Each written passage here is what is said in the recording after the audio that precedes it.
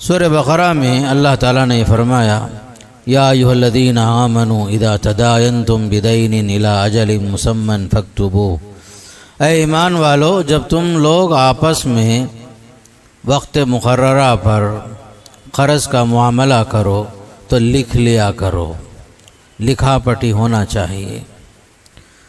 اللہ کے نبی صلی اللہ علیہ وسلم نے ارشاد فرمایا کہ جو شخص لوگوں کا مال لیتا ہے اور واپسی کے ارادے سے لیتا ہے، ادا کرنے کی نیت سے لیتا ہے، تو اللہ تعالیٰ اس کی طرف سے ادائیگی کے اسباب مہیا فرماتا ہے۔ اور جو شخص لوگوں کا مال لے رہا ہے لیکن دینے کا ارادہ نہیں ہے پہلے سے، تو اللہ تعالیٰ اس کے مال کو ضائع کر دیتا ہے فرمایا۔ سورہ بقرہ کی جو آیت ہے، اس آیت سے پہلے بہت سارے احکامات اس صورت میں اللہ تعالیٰ نے نازل فرمائے، خاص کر سورہ بقرہ میں۔ جب آپ صلی اللہ علیہ وسلم مدینہ منورہ تشریف لائے ہجرت کرنے کے بعد، تو مدنی معاشرہ قائم ہوا، احکامات نازل ہوئے، نماز باجماعت کا حکم، جمعے کا حکم، روزہ، زکوٰۃ، حج وغیرہ کی تفصیلات مدینہ میں اللہ تعالیٰ نے آپ صلی اللہ علیہ وسلم پر مختلف احکامات نازل فرمائے۔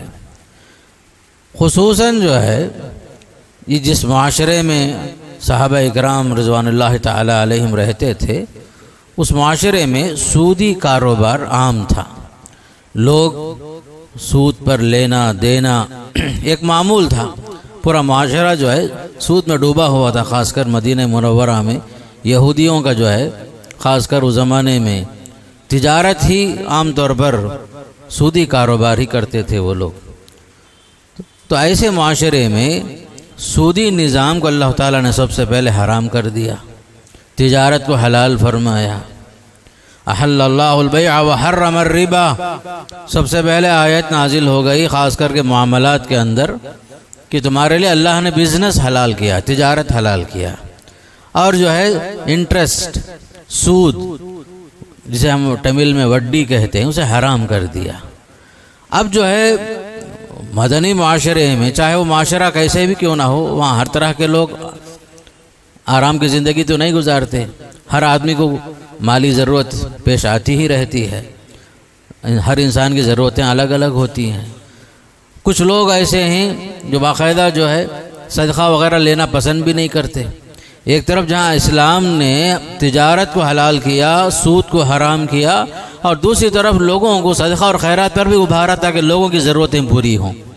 صدقہ خیرات کی فضیلتیں بیان کی گئی، اللہ کے راستے میں دینے والوں کے لیے بڑی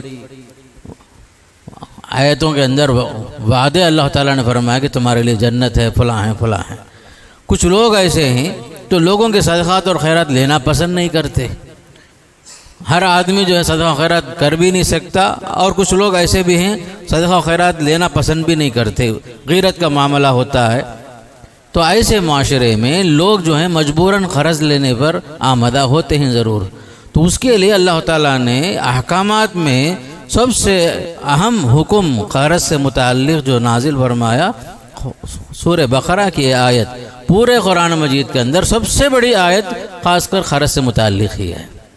آیت مداینہ کہا جاتا ہے اسے۔ نماز، روزہ، زکوٰۃ، حج، عبادات میں، عقائد میں، معاشرت میں، معاملات کے اندر بے شمار آیتیں تو ہیں، لیکن سب سے بڑی آیت جو نازل ہوئی تفصیل کے ساتھ، احکامات کے ساتھ، وہ آیت ہے قرض سے متعلق، کہ قرض لینے کے اصول کیا ہیں، دینے کے اصول کیا ہیں، قرض لینے والے کو کیا کرنا چاہیے۔ یہ ساری باتیں اللہ تعالیٰ نے سورہ بقرہ کی یہ ایک آیت کے اندر تفصیل سے بیان فرما دیا۔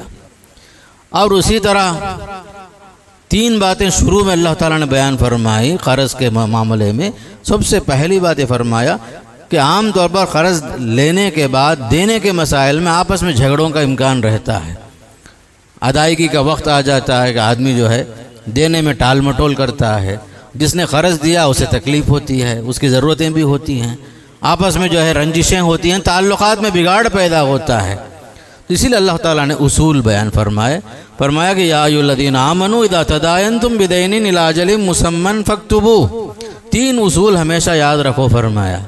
قرضوں کے معاملے میں آپس میں جب بھی تم معاملہ کرو، خاص کر کے قرض کا معاملہ، تو پہلا حکم یہ دیا فاکتبوہ، لکھ لیا کرو، قرض چاہے چھوٹا ہو یا بڑا ہو۔ جو بھی چیز آپ آپس میں طے کرتے ہیں، لینے کا، دینے کا، وقت کا، یہ ساری چیزیں پہلے سے کیا ہونا چاہیے؟ تحریر میں ہونا چاہیے، ریٹن میں ہونا چاہیے، لکھ کر رکھنا چاہیے، تاکہ آپ بعد میں لڑائی جھگڑے کی نوبت وغیرہ نہ آئے۔ بطور ثبوت، بطور دلیل آپ پیش کر سکیں کہ میں آپ کو قرض دیا تھا اور آپ مجھے قرض لیے تھے، آپ مجھ سے قرض لیے تھے۔ یہ ساری باتیں جو تحریر میں اگر ہوں گی، لڑائی جھگڑے کا امکان کم سے کم ہو جاتا ہے۔ پہلا حکم آیا فاکتبوہ، لکھ لیا کرو۔ دوسرا اصول یہ بیان فرمایا کہ خصوصاً ایک مدت متعین کر لو، الی اجل مسمی۔